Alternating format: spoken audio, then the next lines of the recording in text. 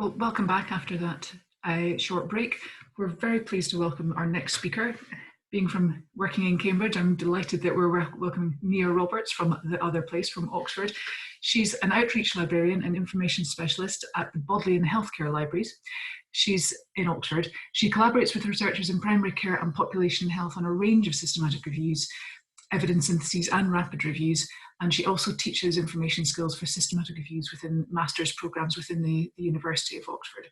And over the last 20 years, the demands for library support for systematic reviews within the medical sciences division at Oxford has increased, both in terms of volume and complexity of requests. We've changed from a traditional library-based service to an outreach model where librarians are increasingly embedded with research groups. And it's this transition that hasn't followed a consistent path, and individual librarians work very differently. And in this talk, Nia is going to outline the different service models, and we're delighted to have her. So welcome, Nia. I'll just pass you over and you can test your screen and get started. Thanks very much. Can you let me know if you can see my screen now, hopefully? So as I was saying, I'm an outreach librarian in Oxford, and I've been working here now for nearly 20 years as part of a team of 7 outreach librarians currently. So what I'm going to do today is just give you hopefully a little bit of history as to how we developed the service in a very ad hoc way. So I think we actually do need a task and finish group, having heard Delith speak this morning. So that's something that we need to make sure that we think of. So how we've made the most of opportunities in Oxford to develop our service, how we're trying to tackle the challenges, and the process we're going through at the minute to try and review our service. So a little bit of history now. So Oxford's very good at history. So when I joined the service in the early 2000s, we were very much a traditional library-based service. There had been a pilot of a clinical librarian service in the 1990s. But when I joined as an assistant librarian, and we were very much in traditional roles. But that quickly started to change after I joined. So within 6 months, I'd moved into a primary care outreach post. And we also had a clinical librarian pilot. We had specialist library links with the National Library for Health, and we had a librarian working with the RCN NICE guideline groups as well. Also, at that stage, we went through quite a bit of reorganisation, and that involved into establishing a outreach librarian service, and I'll explain a little bit more about that in a bit. But out of our outreach services where the systematic review service really came. So we started working with researchers, and the systematic review started to flow. By 2009, we started having formal agreements with external groups and with research groups within Medical Sciences Division at Oxford for systematic review support. It's become more obvious recently that we need to develop a training program for people doing systematic reviews within the university. So we've been working on that over the last few years. And we've had a bit more library organisation, which is pushing us again to look at our services across the board. So the impetus for the outreach service at the beginning was quite a turbulent process, I would say. So we had been 2 libraries or 3 libraries when I joined. We gained another library, and then we lost 2 within a matter of 3 or 4 years as health services changed within Oxford. But this gave us a lot of opportunity because it was a period of a lot of communication, cooperation with clinical and academic departments as one hospital closed and moved to John Radcliffe Hospital in Oxford as a new academic campus was set up. As part of that process, at the time I was the site manager at the Old Road Campus Library as it was then, and we were moving into a new building along with another library, and it gave me a chance to talk to the researchers I'd already been in contact with because we were in the same building on the same floor as many of them. And it gave us the opportunity to look again at what we were doing and gaining inspiration from the clinical librarian who was working with us, with people working with NICE RCN collaboration, and how we could adapt our service. So what we learned was that people did still want library services, so that wasn't a huge surprise. Electronic resources were becoming more important at that time, so 2005, 2006. People wanted more support with how to use the information sources that were becoming available to them, how to manage that information source.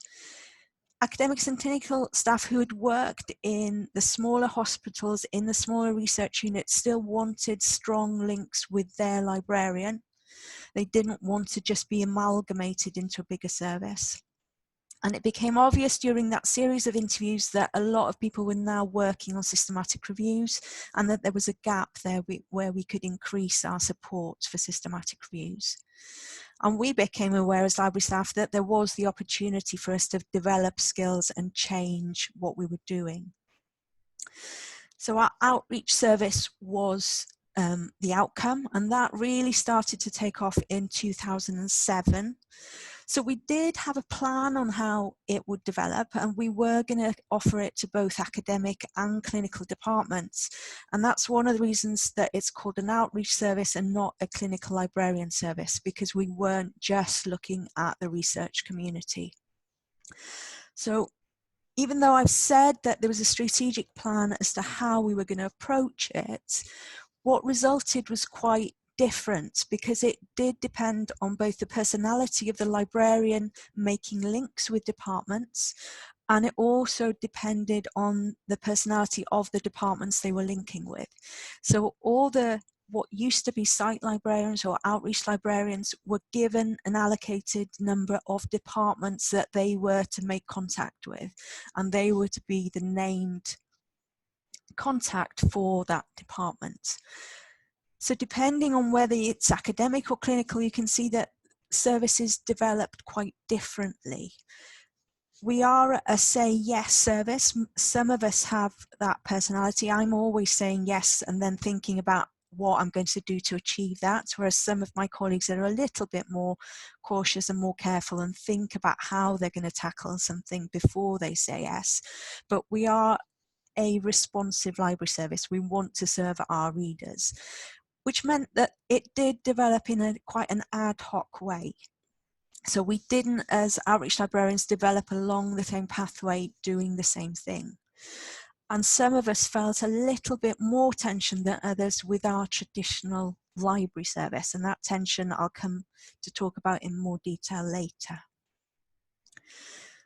So quite early on, I had done a few systematic reviews as a library manager because I was sitting within a research department, but quite soon after we moved buildings, a lot of the academic departments and research units within those began to get in contact because they were doing more and more systematic reviews. There was a growing interest in there. And the kinds of requests we were going were things like support for strategy development, advice on which databases to use in translating the searches, how they would keep up to date over the period of their research project, and which reference management tool they should use. So at that point, we had the start of a service, and these are some quotes from my colleagues who can't be here today, but who did contribute to this presentation, just to illustrate some of the things that we found as we went along. And these came more out of the opportunities that we got, and we'll talk later about some challenges that we faced as well. But the key one here, I think, from our service development point of view is once you do one systematic review for a group, others definitely do follow, and sometimes in great numbers. So we were lucky in that we are in Oxford, and there are lots of opportunities in Oxford that I know are not necessarily open to other people around the country. So one of the great benefits we had was that at the time we were starting to do systematic reviews, the UK Cochrane Centre was based in Oxford, and they were a source of help and support, but also providing training for librarians. So we didn't really have to go very far to develop our skills. So that was great. Also, we had a lot of Cochrane groups in Oxford. So one of the better opportunities I had early on was working for the Effective Practice and Organisation of Care group. They had their main office in Canada, but a satellite in Oxford. And I was seconded for a few hours a week to work with the Oxford office and develop my skills in there. What we've also found that there has been an increase over time in DPhil students, master students, and there's a growing expectation that they should do a systematic review as part of their thesis or dissertation. That expectation is somewhat misplaced in many cases. So we do have to manage the expectation of students who are required to do something by supervisors, where we think that a systematic review isn't necessarily the appropriate way forward. We also did, after some time, find that clinical staff and students wanted the opportunity to do systematic reviews, either because they themselves may be clinical staff doing courses outside Oxford, or they wanted to get a foot on the research ladder, and the first thing that they could do was a systematic review with maybe academic colleagues. And also students were increasingly being asked as part of special study modules or as part of secondments to do systematic reviews. More recently, we've had opportunities to do different types of reviews, and that's been really interesting, but also a steep learning curve. So we very much started off on the Cochrane type review, effectiveness of interventions, but we're doing many more prognostic reviews, diagnostic reviews as time has gone on. So one of my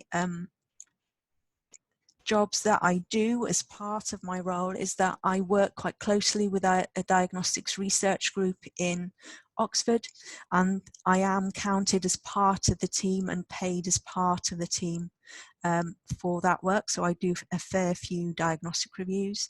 But more recently, there's been an explosion of realist reviews that has meant that we've had to change some of our working practices and develop new skills for that. We've also been really lucky in that a lot of systematic review teams have been very welcoming to us. So they just want somebody to be able to do the searches, to contribute to protocol development, and are happy to include us in parts of teams. And that means that our workload, as we become more trusted within teams, has increased over time. We also have opportunities because once we've done work with people, they tell other people about us. So we get a lot of word of mouth business from our readers, and we're increasingly are being authors on systematic reviews, and that gathers more attention as well. And I would like a shout out to all my colleagues within Oxford in that we are a really mutually supportive group. So although we haven't got a structured training program, we do, as Delith was mentioning, we do operate more on a peer support type basis to help each other out, both in developing skills, but also in advice if we have problems. And as you can see, we have a long time faced a lot of different problems, some of them personal, some of them structural, some of them organizational. And we're still trying to come to terms with some of those issues and how to address them. So one of the main problems that we have is how we organize our time.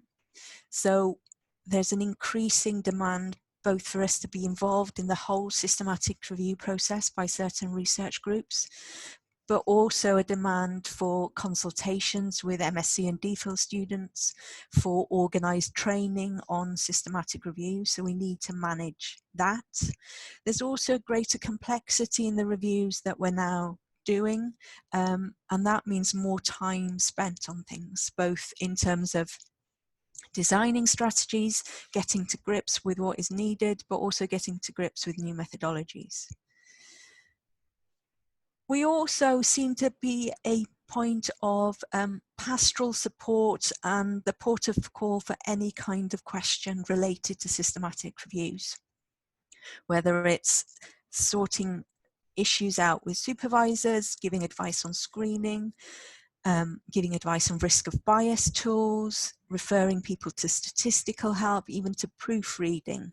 So those are the kinds of things that we haven't really got to grips of how we're going to deal with them formally yet. So we have our networks of people that we refer people onto, but we tend not to address most of those issues within our service at the minute.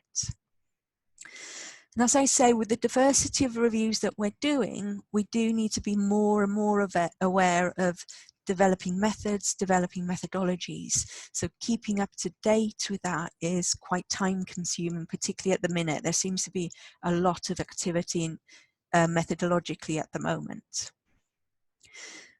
Also, integrating within systematic reviews has challenges on two fronts. So internally for us, do we feel that we're a valid part of that team? So I think we've had to work on our confidence that yes, we do have specialist knowledge that the statisticians don't have, that the clinicians don't have, that the systematic reviewers don't have, and we do deserve a place at the table.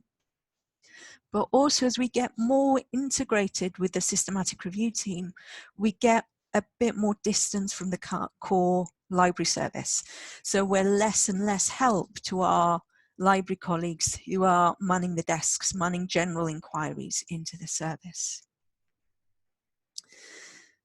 And also the pace of change. We've talked about methods already, but things like changes to databases take time to adapt to. The introduction of review management technologies like Covidence, Rayan, EpiReviewer that we're adapting to, and also new techniques for search strategy development like machine learning text analysis. They're things that are on our radar that we really need to address. And this week, the staff turnover issue feels particularly acute because 3 members of staff left for different reasons this week, not because they didn't like us, but because they were going on to different opportunities in life.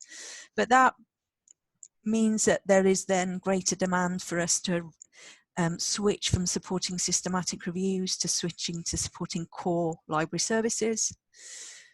But also changes within review teams means that we have to learn and get to know people all over again, and that can be a time-consuming process.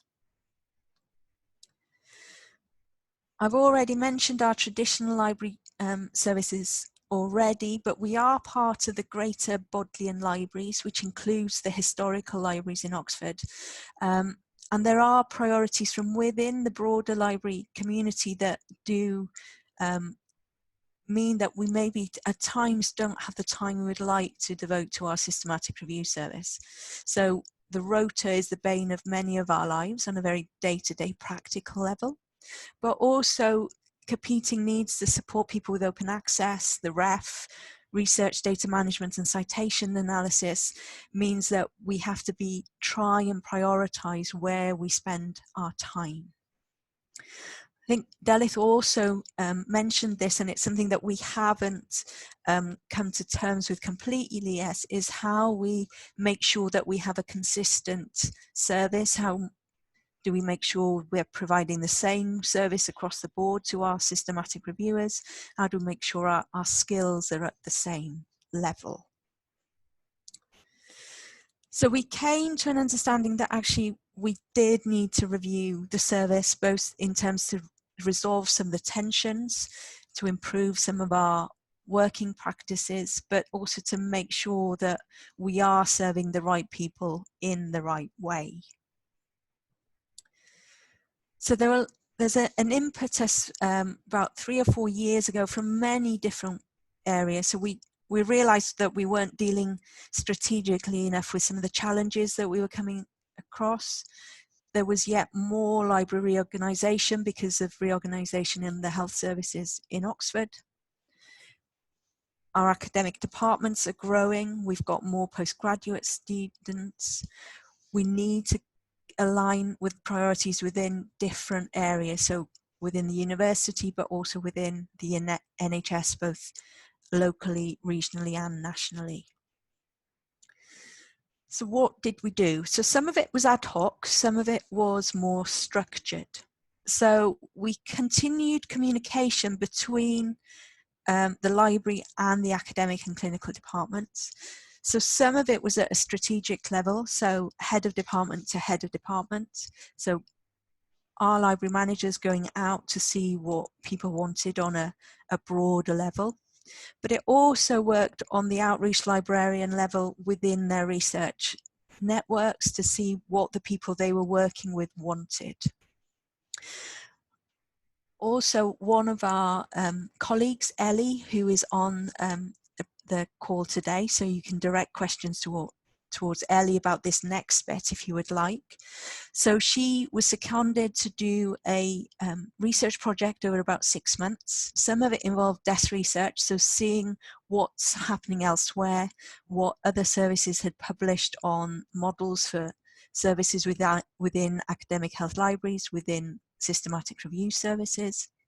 And it also involved her conducting interviews and focus groups with academic departments, so with researchers, with research leads, with students, but also with other librarians, just to see what the needs were now and how we could develop our service or get a better model for our service going forward. And we also brainstormed sessions with library staff, both broader library staff and within the outreach team, to see what we wanted to achieve in future. So what did we learn? So the library as a place is still valued, particularly for those students or researchers who need to escape their department so that they're not interrupted. So writing up theses, writing up papers, still very important for that. No brainer really, we didn't really need to ask this, but a lot of our researchers and students are relying on electronic resources. There is a growing trend towards working, researching and learning at a distance. So, for example, I've been working this week on a review with a researcher who spends most of her time in New Zealand, but is still a member of academic staff here in Oxford. And I spend a lot of my time with students on the MSc in evidence-based healthcare, and that's a purely distance learning master's. Searching and reference management support for systematic reviews was still highly valued, but there was also an increasing support needed for other things, open access, open science, public engagement activity. Within our NHS services, there was definitely a need for support for quality improvements, for service support and service improvement. But it became obvious that there was a disparity between what the heads of departments were saying they wanted and what clinicians, students, researchers were telling their outreach librarians that they wanted. So there's a little bit of a disparity there between perceived needs at a strategic level and actual needs on a day-to-day level. There's also a slight tension between how do we align our services between those we provide to the Oxford University Hospitals Trust, our clinical readership, and what do we provide to our research teams within the Medical Sciences Division. And there's also still a lack of understanding on the management side of how librarians can really support students, researchers and clinical staff. So I think we were aware that we needed to improve there as well. So you would have hoped that we'd have leapt into action at this point, having learned all of this, but we're more shuffling into change, I would say, at the moment. So what we have done is about 2 years ago, it became aware that we needed to do some structured training on systematic reviews. So we have 4 different sessions between 1.5 hours and 2 hours long each. Some people will decide to do all of the sessions. Some people will come maybe just for reference management, just for search skills. So it's completely optional. They don't have to do everything. We originally marketed them at staff and students within the Medical Sciences division, but they're now open to all members of staff and all students within the University of Oxford. So we do get people from social science, from engineering, from life sciences coming along. And we also opened them out to clinical staff within our local trust, and there's been some demand there. So we run these throughout the year, but the time we run most of them is in what we call Michaelmas term, so October to December, and most of our sessions over that time are oversubscribed, and it's a lot of the new students, the new researchers coming on to that. In the last year or so, we have responded by putting on training sessions to support our other priorities, so things like research data management, open access, now have availability to provide workshops on. And it became obvious from within the trust that within particularly admin staff that there was a need for basic IT skills. So some of our colleagues at the site libraries have developed MSc Office for the terrified that they either offer on a one-to-one basis or in a small group basis. We also have training for systematic reviews integrated within various master's programs. So the Masters in Evidence-Based Healthcare, Masters program in systematic reviewing, as you would expect, but also Masters in Population Health, International Health as well. And we've built up the information that we provide on LibGuides as well. What we really need to look at next is online learning on systematic review topics.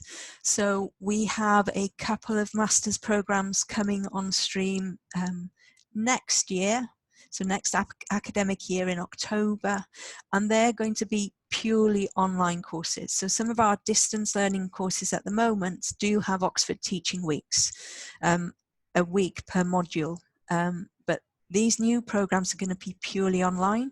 So we need to develop a range of online, so static online modules that are just there for them to refer to, but also some virtual delivery of live sessions. All we've done so far is one-to-one or small group sessions for research groups that might not be here in Oxford, so we need to expand that.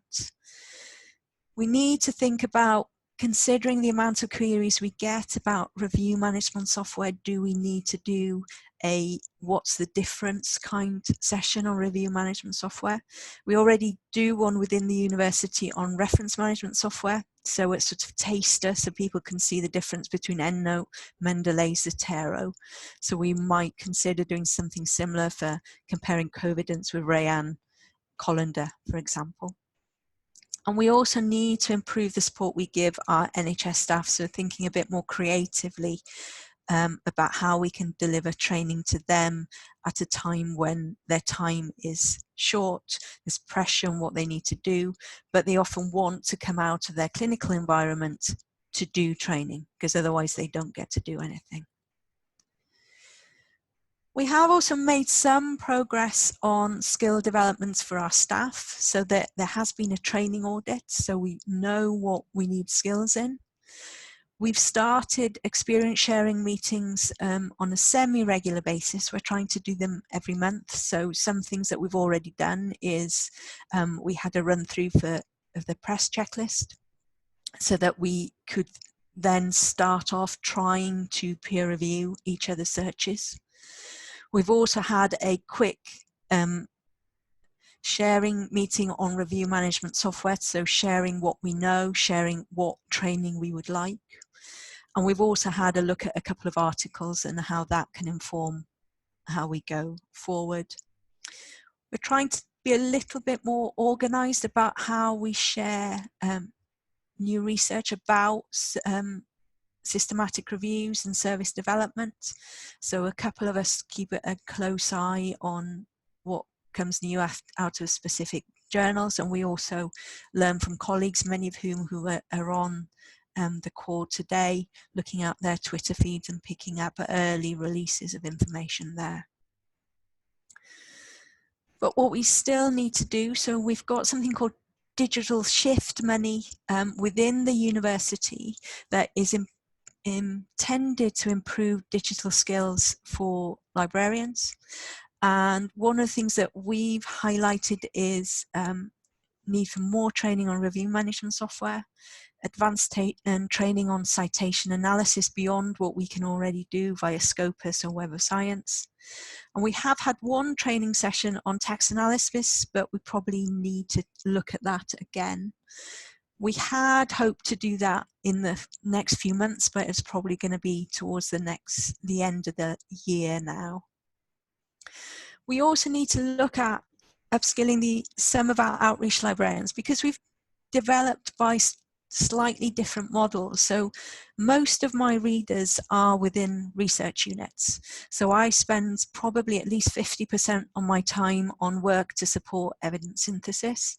Some of my colleagues work with more clinical departments, and their priorities are things like keeping regular bulletins up on trust priorities, on providing frontline help for readers, but they still have an interest in getting involved with systematic review, so we need to look again at how we enable that. And also, because we've had quite a bit of staff turnover recently, we do need to look at what kind of training program we're going to put in place for new staff, because now most of us have now been posted for quite a few years, so integrating a new member of staff into the team is going to be an interesting process. So we've made slight changes to our systematic review service, but you'll see on the next few slides we've got a lot further to go. So we're talking a lot about how we're going to change, but not changing much at the minute. So it's very much business as usual. So each outreach librarian manages their own workload, so manages their interaction with the departments that they serve. And then if they're needing help, they shout, but it really is up to the individual outreach librarian to manage what they do day to day. We've managed to release some amount of time by task shifting. So we've involved senior library assistants in some of our training sessions, in reference checking that might need to be done as part of the systematic review service, but also they've taken on some of the quick searching inquiries that maybe come in at the library desk level. But this is what we still need to do. So we've still got a lot of work to do. So balancing our priorities is something that we are struggling with it at the minute. Systematic review support is time consuming. We get a lot of requests coming in, but we need to try and see how we fit that into all our other priorities. So that is something that we haven't got to grips with at the minute. Also our charging model. So it's really interesting to hear about Delith about their charging model. So we do charge for some things and we don't charge for others. Ours is probably a little bit more relaxed than what they've been doing in Cardiff. So, for example, from my point of view, some of my time per week is actually paid for by specific departments. So I work with the Department of Primary Care. There's a lot of systematic review activity within that department. And so that we don't get into the charging per project, they pay for 8 weeks of my time per week. And that doesn't mean that I work for them eight hours a week, but it means that cumulatively it probably works out as balanced over time as the amount of time I can spend with them on systematic reviews. We also have a charging model within an external NHS not-for-profit organisation where I support them with their rapid review. So I've got 3 rapid reviews in process at the minute with them, and that is charged for on an hourly basis, depending on how long it takes me to do the searches. And that cost is recovered on a quarterly basis. I know there were questions to Delith about whether we get costed into research bids, and I do with certain research groups. So within primary care now, if they know that a systematic review is going to be big part of a research proposal, then my time is costed into that research grant. But there's a lot of systematic review work that we don't charge for. So if there's no funding for specifically for a systematic review, we don't charge. If it's a student working with a research group, we don't charge. So it's getting a balance as to where we start charging and where we do things as part of our core service. We haven't resolved that yet, whereas it looks like Cardiff have resolved that issue. We have put a memorandum of understanding up on our website, and what I mean by this is that although we do get authorship on a lot of reviews, there is still inconsistency about how researchers acknowledge our contribution. So currently we haven't advertised it widely, but we are trying to say that if we're involved in protocol development, if we're designing the search, if we're managing the references and managing their research data, if we're contributing to writing the manuscript, then we do need to be named as authors. However, if we're giving advice on search strategy development, on how to translate between different databases, then we would require at least an acknowledgement. And that goes to the last point on the slide, really, is it's one way that we can show impact, so that we can show management teams within medical sciences how we're supporting research within the division. So we're going to try and push that more in the near future.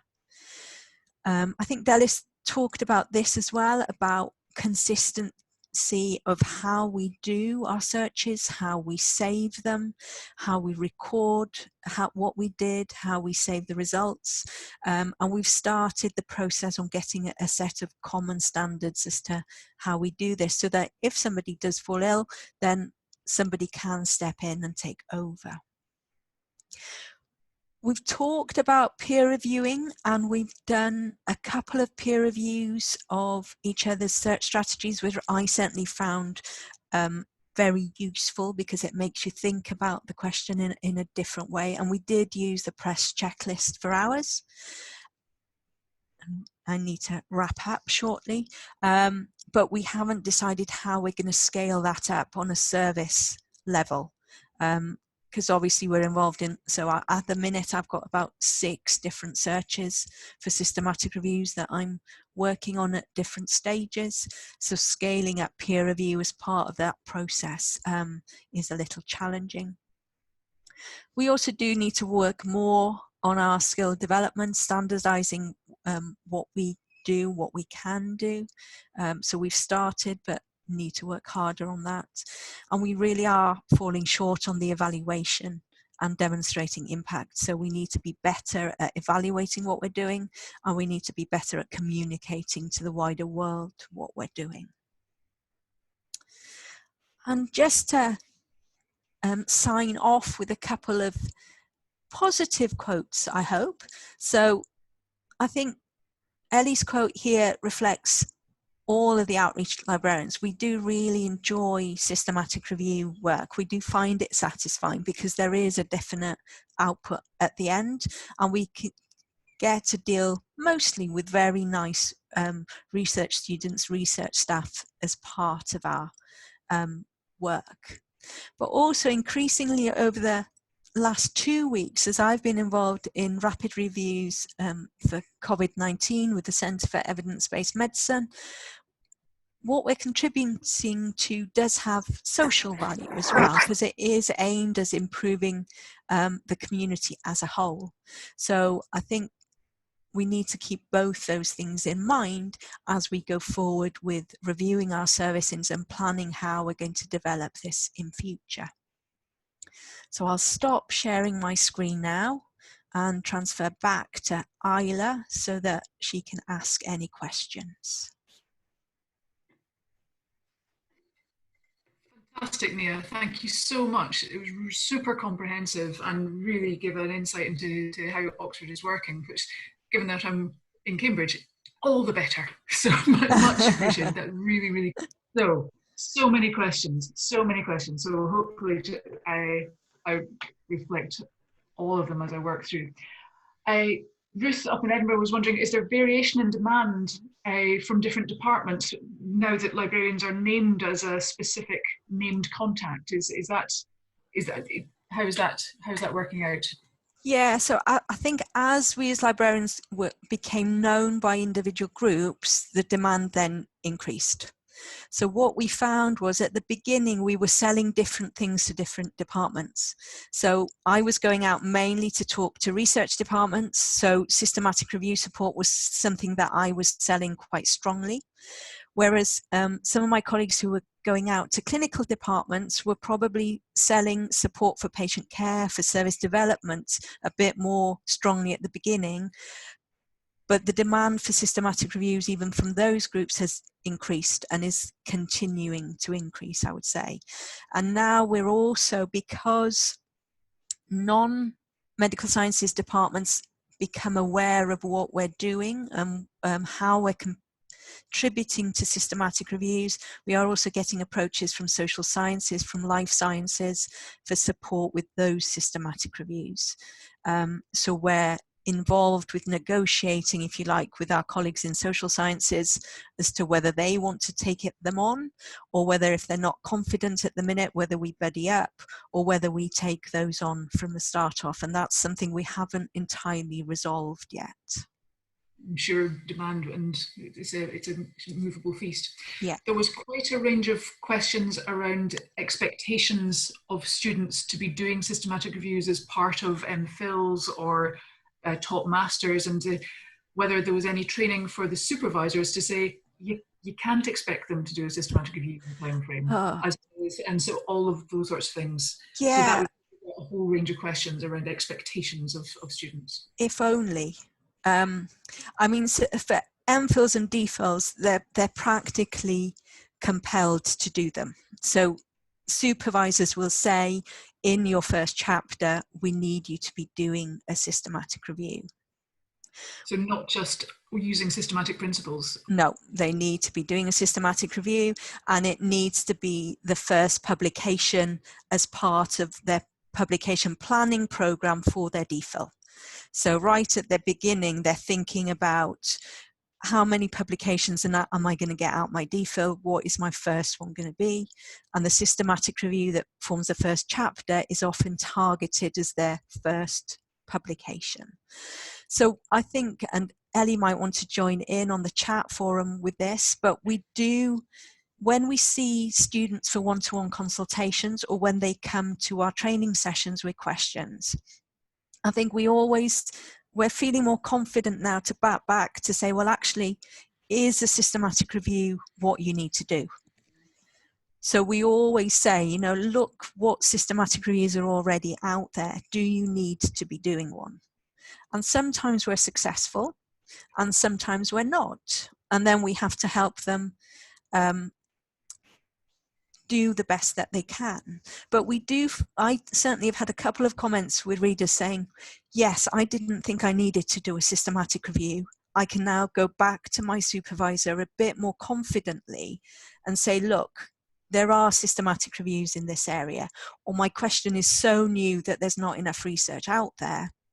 So what I need to do is just give an overview. I don't need to do a formalized systematic review. So I think we just need to be confident to say that. I've brought Ellie in you've mentioned her a few times, so she can contribute in. She'll love me for this. Alison Ashmore was wondering about the difference between the diagnostic, the prognostic, and the realist reviews, and also Chris Johns was wondering about the adaptations that you're needing in terms of supporting realist reviews. So all those different types of reviews is those questions. Yeah, so I suppose the difference with the prognostic and diagnostic ones are usually volume of results and how we manage expectations, how we get the questions into a manageable format. So for those people who have worked on interventional systematic reviews, we've got really good tried and tested search filters for randomized control trials. So, we don't need to do any thinking about how do we narrow down our search to the research type that we want. The work's already been done by colleagues out there. Yeah. With diagnostic and prognostic reviews, there are methods out there, there are filters out there, but there is still debate over the sensitivity and specificity of those filters and how well they work. So as long as it's not overwhelming in terms of number of results, we go with usually with a much broader question. So we will, so for example, for an interventional question, we have a population and intervention. Generally, we have, for a diagnostic review, we'd have an index test, so a new test, and a target condition, which represents our population. So it's going to be a much broader search, a lot more results, so a lot more time involved in running searches, deduplicating, getting the results to in the format that we want. For realist reviews, for those people who've done really structured systematic reviews, I think, and you'll be able to comment on this as well, Isla, it's just a mind shift that we need to be structured in the way we search, but we don't need to be systematic to the same extent necessarily. And that for a realist question, we may well be doing multiple different searches at different time points throughout the research project. So for a realist review, for those of you who haven't come across them, they're theory driven. So you start off with the question. The first search is usually around theories to support how that question and search is going to develop. But depending on what you find, supplementary questions might come up, and you go back and look at the literature for those supplementary questions. You go back to look at the literature for related questions that might give additional color. So it's being more flexible, but also particularly if we're charging for things, we need to be aware that it can happen over a period of a year rather than just doing a search right at the beginning. Yeah. So it's involvement throughout the process. Yeah. We're getting a bit tight for time, but I want to squeeze in another couple. For starters, is your report available, Ellie, for sharing in any shape or form in terms of the work that you did? The big report is now available on the Oxford Research Archive. I think if you search for my name or Donald Mackay, our manager, That'd be great. You'll stick in a link maybe to that. That would be great. An ugly document. So many questions. The spreading of skills to library assistants was questioned as well, about the type of qualifications that they had, about their confidence in terms of gaining the skills to be teaching reference managers. Has that been in cell? I don't know whether our library service is so different from other places, but most of our either junior library assistants, but specifically our grade 4 senior library assistants, most of them have an MSc in Library and Information Science, or they're in the process of studying for one. So they're in that post because they haven't gone up to the next level yet. And we see our role both in trying to get them to help us, but also to equip them to the skills that allows them to go to the next level, to the next job. And that's why we've lost 2 people very recently, because they've gone to the next level. So we do support them, and we don't expect them to work in a vacuum. We work very closely with them. Yeah. I'm going to put in one more question. It was about how you're going about learning the text analysis, the machine learning, the new skills around citation analysis, where you're going to find those new skills, or how you're gaining those. So Julie Glanville came down to Oxford very kindly to do some text analysis, machine learning training with us. So we've got lots of resource that we need to go out and explore with that.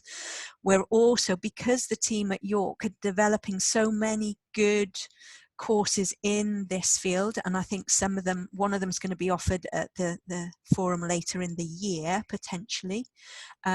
we are hoping that we'll be able to invite them down to Oxford to deliver the training to us as staff, but also hopefully be able to open it out to our local NHS colleagues and to colleagues wider afield, so that there is at least for some of them, a southern port, if you like. But yeah, for the newer technologies, we are heavily looking towards the York group at the minute, as well as trying things out ad hoc on a one-to-one basis, looking at what people are saying on Twitter about things. Yeah. That's great. There are more questions. You will receive them in a text format, because we're going to be going to a little bit of a break here just before the next two speakers. But thank you so much, Nia. That was really, really interesting and super comprehensive. And because I was looking at the questions, I will be going back to your talk as well, just to go back and soak it all up. But very, very interested. One final thing, could the memorandum of understanding go up somewhere? Could you put a link to it? We'll link to it. We've borrowed it from a Canadian library, and it's on their LibGuide as well, so we can put a link into both. Fantastic. Because we didn't come up with the wording ourselves. Even better, use once, share, spread around. Really, really helpful. Thank you very much, Nia. Thank you for coming all the way from Oxford. Well, indeed. To the world. We're going to take another short break, again, just to stretch